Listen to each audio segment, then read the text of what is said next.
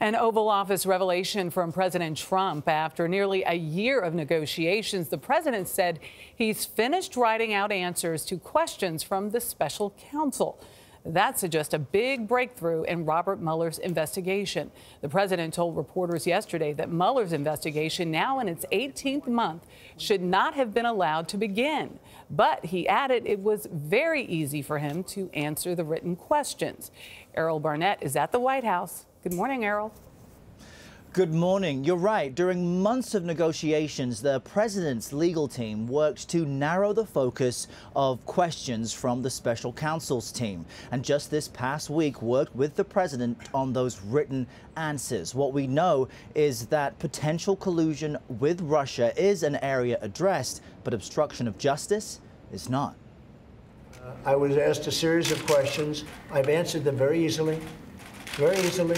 President Trump said responding to questions from special counsel Robert Mueller regarding Russian interference in the 2016 election was simple. But it didn't take very long to do them, and they were my answers. I don't need lawyers to do that.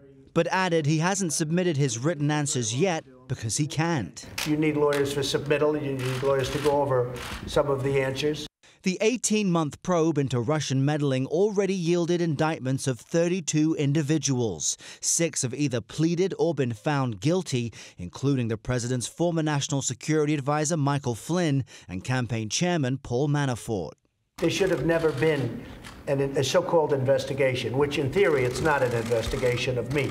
But it's, as far as I'm concerned, I like to take everything personally. Also facing the president, an ongoing legal battle with CNN reporter Jim Acosta. People have to behave. Acosta's White House press pass was revoked following this testy exchange with the president, which resulted in a lawsuit from CNN. That's enough. On Friday, a Trump-appointed federal judge in Washington said the government was unable to say who made the initial decision to revoke Mr. Acosta's hard pass and ordered the White House to temporarily reinstate Acosta's credential. Let's go back to work. Shortly after the decision, Acosta was back on White House grounds. I'm really grateful to all of my colleagues in the press who stood by us. The White House said it is going to develop rules and processes to ensure fair and orderly press conferences in the future. If they don't listen to the rules and regulations, we'll end up back in court and we'll win.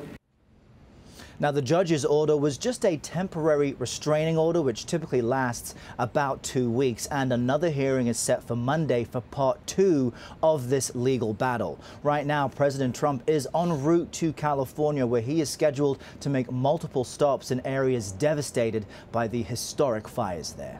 Anthony? Errol Barnett at the White House. Thanks, Errol.